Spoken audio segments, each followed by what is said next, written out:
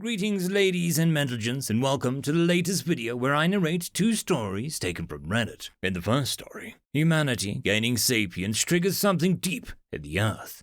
And in the second story, an unexpected event causes somebody to use skills that no longer exists in a world that is very different. And as always, I hope that you enjoy. Story number 1.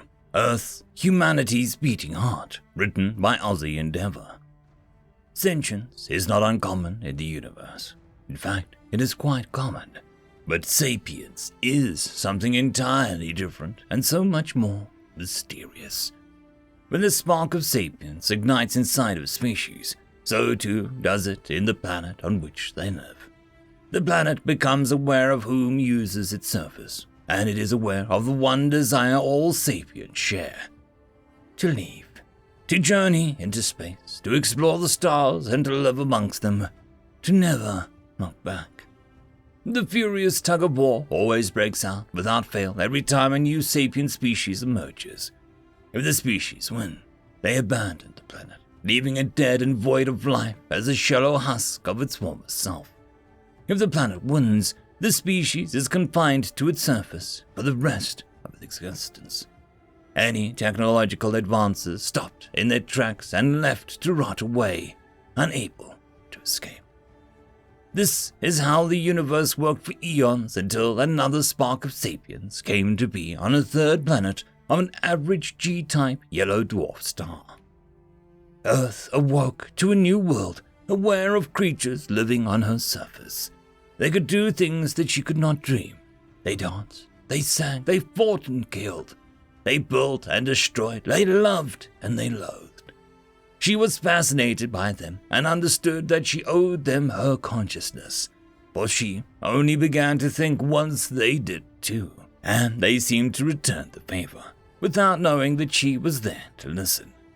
They painted her as a mother, as a giver of life, but also as a protector, a warrior, ruthless and tender. Earth realized that they thought of her the same way that she thought of them. She came to a conclusion. She was not their mother, for they were her source of life. They were born on the same random spark. They were tied by fate. So she helped them as best she could. She could do very little, much less let them know that she was there. But nonetheless, she tried. She gave them little pushes, nudging them in the right direction. She could not control everything that happened, and felt pained and miserable when something tied to her harmed them. Every building was tumbled in a quake, left her feeling guilt for something out of her control. Every island buried in ash left her seething at the injustice. When push came to shove, her help paid off. Humanity put a few members on a ship and left her confines. They visited Luna, her companion for so long as she could remember. Then they simply returned. Willingly, she continued to help them and newfound vigor and trust in her kin. She would push them to the stars, and they would always return. Eventually, they began to settle, and with the new settlements there came new sapients. Luna awoke, then Mars. Venus was a jerk, but that didn't matter. Together, Earth and humanity spread sapience through the solar system, breathing new life into a dormant void. From the edges of the system came a new species. They were different from humanity and saw that Earth that they had created together and could not understand. They must have thought humanity were the prisoners of her, under her influence. They asked them which planet was their home, so humanity pointed to Earth herself. They came with bombs and flames. They were trying to liberate humanity from their chains, as they said. Earth had never felt so much pain. She was in agony, and so, for the first time in her long life, she screamed. Her scream was silent, and yet all of humanity heard. There was no noise, but her cries were loud and clear. Humanity rushed in with a fury and beat back the liberators who tried to harm her. They protected Earth as best they could, but the others were much older and were not held back for long. They came in with newfound numbers and strength. Humanity had no chance. Earth would not let her kin fall so easily. With determination fueling her, she reached out to humanity and pushed them beyond their prior limits, a species imbued with the power of their home planet. They were unstoppable. Humanity defended Earth, and so Earth defended them. The liberators are all but forgotten, a distant memory. As to this day, humanity spreads out into the stars, breathing new life into the planets that they come across. And at the center of it all, Earth, humanity's beating heart. End of story. Story number 2. Earning Your Keep, written by Lbry, Father Anthracite. Once the cryodoc has finished diagnosing and removing the cancer, your pod should automatically wake you up. This is the best we can do with this particular form of cancer. Most patients have gone under for between 2 and 5 years. Your case is pretty advanced, so I would expect that it would be on the longer side. I would recommend that you go into stasis as soon as possible. How much time do you think you'll need to get ready? Tom sat looking at the doctor for a while. He thought about his stuff and his family. All lack thereof. About a week should do it, Tom said. That's not much time, Mr. Davies. Are you sure? Most people take a month or more, the doctor replied. I got no family. I just moved to a new apartment, so I don't have a whole lot of stuff to deal with. I only have a few friends. I mostly work in my shop. That will be okay, because my partner is still going to be around. Okay, we'll schedule you for a week from today. If you think you need more time, call us. It's no problem. You got it, Doc. Just relax, Mr. Davies. The cryopod is self-contained power supply, good for about 5,000 years, if I remember correctly. The unit is entirely self-contained. No matter what happens out here, you'll be okay. We haven't had any issues with this model since we started using them 75 years ago. Tom lay in the glass tube, chilly due to the lack of clothing. He felt the armature of the left latch onto his arm. He took a deep breath. All set, Doc. Put me under. Sweet dreams, Tom. Next time we talk, you'll be perfectly healthy. The doctor pressed the final key, and the tube sealed shut. Tom felt a chill run up and down his arm, and slowly flowed around his body. He winked one last time at the doc, and fell asleep. Tom knew that he was dreaming. He didn't know for how long. He had many strange dreams. He dreamt of his days in the workbench, repairing industrial control equipment. He dreamt of Shelly and how she used to smile before it went bad and then she left. He dreamt of firestorms and earthquakes, sunny beach trips and old friends. Strange dreams, to be sure. But that's a tale for a different time. Tom woke up, warm and cozy, in a tube. He had made it. Feck you, cancer, he thought. He could hear and feel things happen as his tube prepared to descend him back into the world. After a long time, the tube unsealed and the top slid open so that he could sit up. There was daylight streaming in through a window, but oddly, there was no glass. Tom felt the breeze before he registered the fact. He climbed out of the tube. His muscles weren't weak anymore. The cryodoc had stimulated the muscles as he slept and kept him toned. He felt leaves crunch under his foot. What the hell? He began to look around. All around him, cryopods were stacked around the room, all of them empty. What the hell? They forgot me in this warehouse or something. He opened the drawer at the base of the unit where his belongings had been stored and quickly dressed. He was going to chew out whatever hospital stooge had left him there.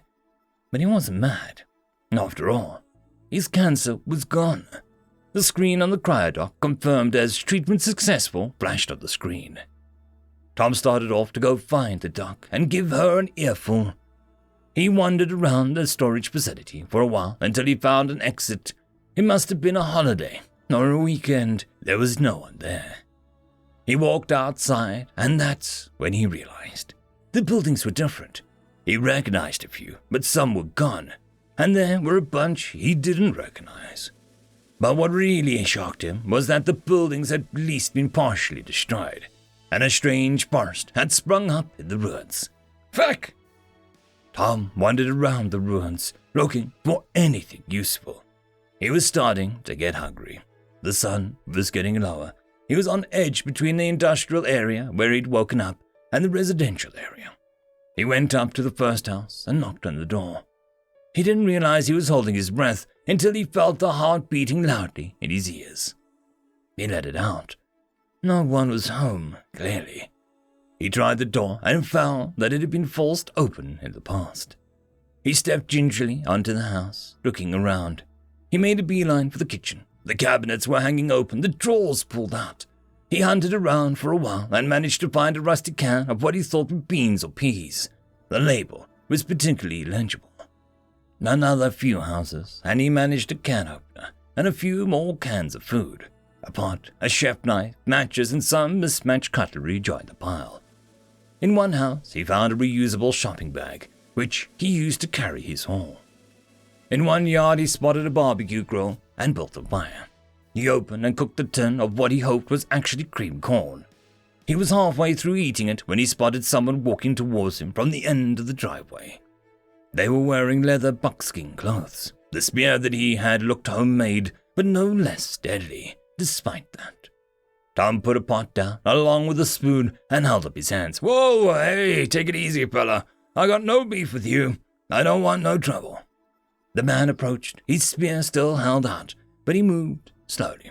Tom heard a noise behind him and turned a little to see two more men approaching from the rear. They also had deadly-looking homemade spears. Tom held his hands up higher. No threat, fellas. Please calm down. The man who approached from the front was close enough to smell. He was doing just that, sniffing at Tom. After a moment, he waved at the two others. They came up and smelled him as well. After a moment, the first one stood up and said, When did you wake up? When did they put you to sleep? 500 years, we think. Are you fucking serious? Fuck me. The man, Jackson, had informed Tom that while he was sleeping, more than a few years had passed. Apparently, the dreams of earthquakes and firestorms were Tom being forcibly awakened by some sort of bombs. They weren't nuclear, but they were big. Jackson and the rest of his people were the descendants of survivors. The only problem was that most people were killed, and the few survivors had limited knowledge. Housewives and janitors, car salesmen and nannies. There were a few big brains, but they could hardly be relied on to teach the next generation anything when everyone was scrambling to survive. The first years, even more died of starvation. At one point, the survivors' offspring were down to just 30 or 40 people. But two things happened that saved them. One, they met another group that was on a long-range scouting foray, and they were able to broker peace between tribes. They shared hunting and growing techniques and would intermarry to keep the blood fresh. Two, a strange man who had no weapons and smelled like witch hazel had wandered into the tribe territory. After being brought before an elder, he was revealed to be a sleeper, just like Tom. He had known many things that were lost. He taught the children to read and do math. He taught them about crop rotation and weather patterns and much more. He had been an elementary school teacher and had raised the education level of the tribe quite high. Even now, generations later, Jackson's tribe was amongst the smartest. And now, here was Tom, reeking of witch hazel and completely unarmed. Jackson explained all of this to Tom, who was sitting in the same beat-up plastic yard chair, staring down at his cold cream corn. Okay, said Tom, after a few minutes of processing. So, what now? Night falls soon. We are going back to the tower. You can come with tonight. We'll decide what to do then, Jackson said. They started down the driveway. Tom grabbed his sack of goodies from the houses and followed Jackson. The other two armed men followed behind. It was fair to say that Tom was impressed. The tower turned out to be the base of a skyscraper which had fallen over. The first 10 floors were mostly intact. The first floor had been barricaded against big cats and bears. They weren't super common, but they were occasional threats. Everyone lived on the 3rd through 5th floors. where areas had been occupied by families for generations. The 7th and 8th floors were storage and work areas, and the last 2 floors were partial and exposed to the outside. They'd been turned into farm spaces and water capture storage. Off to one side was an outdoor kitchen area. According to Jackson, all the top floors of the surrounding buildings were set up the same way, but everyone lived in this tower, and all the food and water was here.